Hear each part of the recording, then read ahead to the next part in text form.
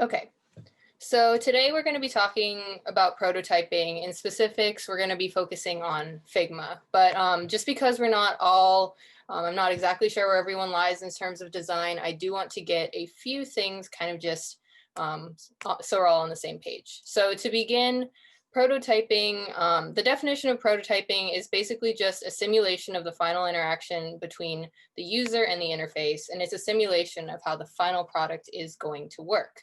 And then moving forward, something that I'm also going to be talking about today is fidelity.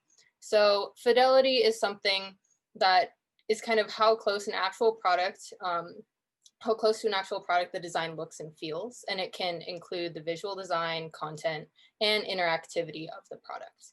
So the first thing that I want to talk about today is low fidelity iterations. So these are basically highlighting all of the, oh, hi, Sarah, welcome. These basically highlight all of the main components that you want to include within your design based on your brainstorming. So I did want to say thank you. I did get an email from all of my designers, which makes me very happy. And so with those kind of responses that I will send and have sent, you should be making some pretty strong brainstorming ideas based on that. And if you have any more questions, just feel free to email me. But brainstorming is key for strong low fidelity iterations. So when you're developing these iterations, focus mainly on the problem and what parts of the problem each component of your low fidelity iterations your design is going to fix. And then just kind of focus on the overall design. And this can be done with paper, sketches, or wireframes. And I was going to say, or something that I do suggest is starting with paper sketches, especially for bigger projects like these ones, before kind of going on the internet and starting to do things that way. So make sure you figure out the flow of your design. Even if the drawings aren't the cleanest, that's totally okay. And simple is also very good to start with. But focus on the layout and content to be included on the different pages of your design, not necessarily how the final product is exactly going to look. So one thing that I do want to say is that a good idea is to start with a tree type structure, kind of like this. So this is something that Nationals gave us, and it's basically like breaking down the website into where it's going to connect to. So this is the overall layout of the web application that you're going to be making. And it's really helpful to think about it this way to start. So in addition, I'd also like you to start thinking about in these low fidelity iterations in terms of HTML. I kind of talked about this a bit in the presentation on Tuesday, but again, just try to think about how your HTML can be broken down in these tree-like structures as well, like H1 versus H2 versus H3, how the text and typeface is going to look, what's going to be the boldest, um, kind of breaking a problem down that way as well. And so focusing on these building blocks early will make your life much easier when you actually start implementing your high fidelity designs. I also wanted to show you a few examples of wireframes. So they can be pretty different depending on the designer. And a lot of this really does surround you and surround your kind of design style. And feel free to explore that in this club. That's something that we really want to encourage. But as you can see, this is kind of a low fidelity design of YouTube, just the overall structure, not necessarily words that are going to be included, but just buttons, general flow.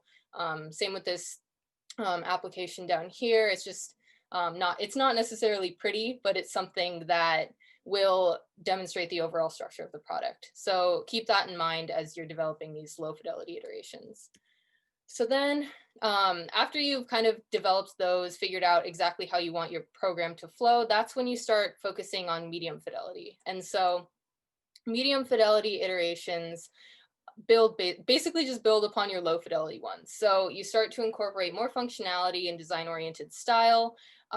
So I wanted to talk a bit about how, yeah, so in these designs, you can start to see some of the medium fidelity iterations like this. I think you guys can see my cursor. Can you see that? Okay, cool. So like right here, you have an image starting to show up, but again, and you have some kind of button design, not really, but starting to incorporate that is going to be what really differentiates your low fidelity from your medium fidelity iterations. And then another important part of starting to develop more of the design of your program is going to be starting to incorporate user testing at this stage. So this is when you start to actually ask others if your design really makes sense, because I trust that your low fidelity designs are going to be good. But at this point, that's when you're starting to figure out if the structure makes sense. And basically, you should be asking as many people as you can at this point with your medium fidelity designs. And in all honesty, you may want to expect some negative feedback, especially in the beginning, because um, who knows, maybe your layout won't work with what your nonprofit wants. Maybe the entire structure needs to change, but that's okay. You know, that's something that you may want to expect in the beginning, just because we do want to develop the best product for the nonprofit. And then something that I did want to say is that you should be sending your design to your nonprofit at this point, even though it's not fully developed. You know, send them. I'm going to be talking about Figma a bit more later, but it would be a good idea to send them your Figma link with what you're thinking so far.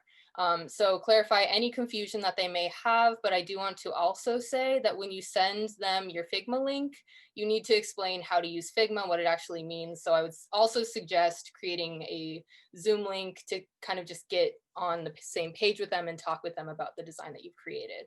So because they may not know exactly what Figma is or how to actually you know, run the prototype and all of that. So that's kind of what your medium fidelity is going to look like, but then moving forward to your high fidelity one. So this is when you get to have a lot of fun. This is when you get to kind of use your design eye and kind of use your imagination to make the coolest design that you think you can, that is also possible for our developers. So here's a pretty good example of that, I think. So here's your low fidelity, you know, it's the general sketches. What do you kind of want it to look like? This is when you're starting to incorporate more of those elements, kind of developing and building on that, figuring out where's going to be text, where's going to be a button, what that button's going to look like. And then your final product looks a lot like this, right? This is, you know, taking the medium fidelity and actually incorporating what you want to be included. And so with that being said, I do have some more information about that. So this is where we're actually introducing Figma. So for those, I know some of us may not know exactly what Figma is, and that is 100% okay. So basically, to break it down, Figma is a prototyping tool that's collaborative, and it's pretty perfect for the virtual environment that we're in right now, to share and work together on our designs. So basically, all you need to do is send a Figma link to someone and they can see your project, and that's pretty cool. It is browser-based, and so that means that all information can be shared to nonprofits via a single link, and that's pretty easy. It's pretty nice, and it also makes it pretty easy because you don't have to like save your work in a different place on your files in your computer. You can save it all, and it's cloud-based. So again, it's the collaboration with those who have the Figma link, and then it also allows for plugins. If you know how to use those, or if you want to use those, that's also available to you. But I will say that as fun and as cool as Figma will, you'll see that Figma is, it's not a great idea to jump right into making like the coolest design that you possibly can. It can get confusing pretty quickly if you don't start with those low fidelity designs. And I'd say it's best to follow this kind of step-by-step process of building up your design. So you're as prepared as possible and you have feedback to work with before you actually start to get super creative with what you want to do. So now I did want to do a quick little demo for those of us who don't know. So I'm going to stop screen sharing just for a second. So this is Figma.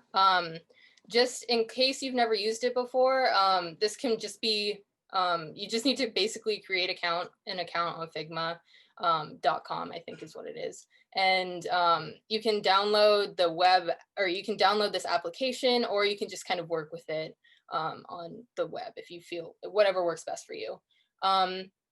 So the first thing that I do want to do is make a new document, just to kind of show you, this is what the application first opens to, but to make a new document, this is what you do. So the first thing that you do when you first open a Figma file is you just have a document, and it's just in your drafts. And so let's just say that this is Fig practice.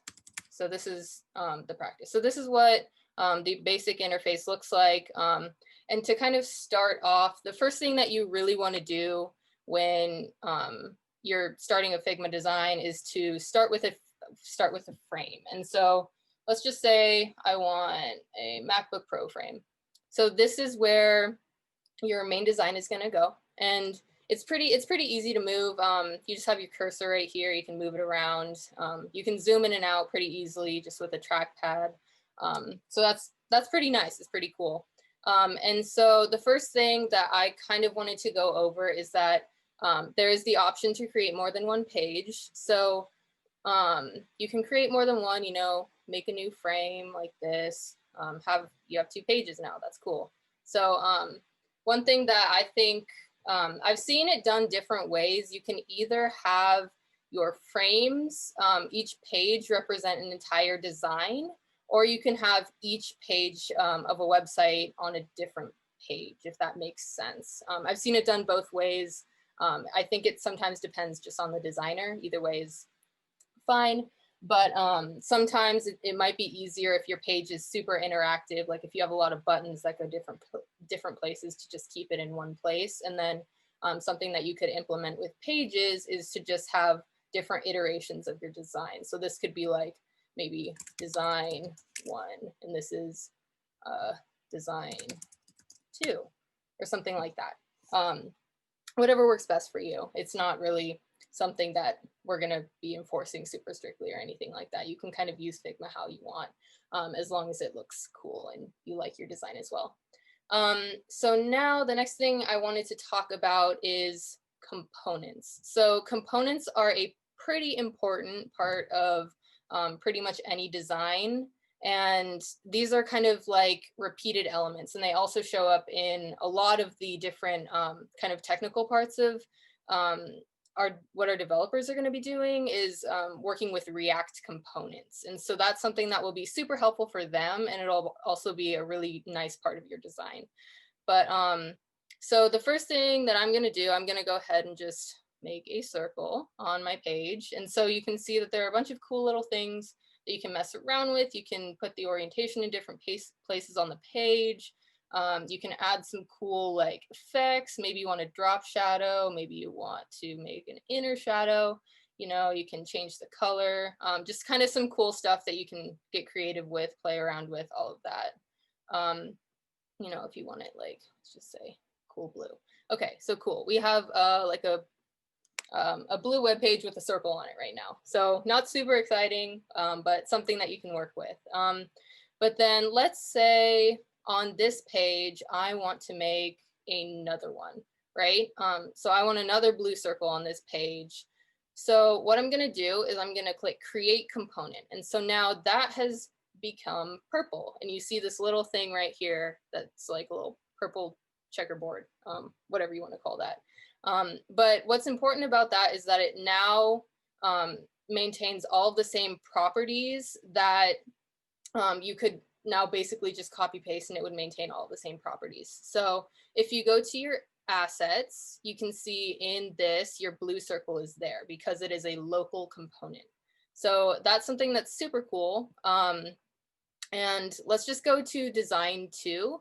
If I go to assets, it's also there, which is nice. And it takes me back to that page if I click on it. But if I go back to design 2, and so I have my assets right here. If I just drag it in, oops, what the heck? I can see that the component's now in this page too, which is super cool. And you can see that it is an empty one. So if I just delete it, there's no harm done, but if you delete the original, it will delete all of them. So now going back to this page, let's say the one more thing that I did want to talk about was, let's say I wanted to have 2 frames on this page so I could kind of connect them because maybe I want to make 2 pages for some reason. So as soon as you drop another frame, let's just go ahead and put like another shape in here. Let's say maybe a triangle. Okay, so now there's a triangle on this one. So that's pretty cool. But when I click on this now, okay, so you need to be in prototype mode. So that was the problem, my bad. So as soon as you're in prototype mode, you can kind of make these pages interact. So that's something that's pretty cool. So let's say on click, you want this page to navigate to the second page. So it navigates to MacBook Pro 2. So now if I go ahead and click the play button, which is in the top corner right here, it takes me to a different Figma page. And as soon as I click, it takes me to that page. So that's pretty cool. So if I click again, it does the same thing. So that's a way that you can make your pages interactive. And there are a lot of different things that you can do with this. It doesn't just have to be like one page to another page. It can be a button to a page, or it can be a lot of different cool things. So those are kind of the things that I wanted to discuss in terms of Figma. Does anyone have any questions so far? If you do, feel free to just shout it out. Okay, cool. Well, then I'll just go ahead and keep going because I think that's all I wanted to, yeah, that's most of what I wanted to cover in Figma. Actually, there was one more thing I wanted to talk about. So let's say I wanted to maybe do something like a header. I want to be out of prototyping mode though. I want to be in design. So let's say I wanted to maybe add like a header right here.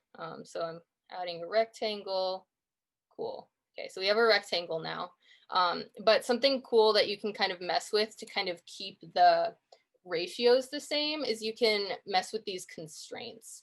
So if you set your constraints to scale right here, and then, so this is kind of like simulating if you were to start altering the size of a browser on your computer. So if I select MacBook Pro, now I can see that when I move my board around, or when I move my frame around, it doesn't, the size of the header matches the movement. So it scales to the correct proportions, which is cool.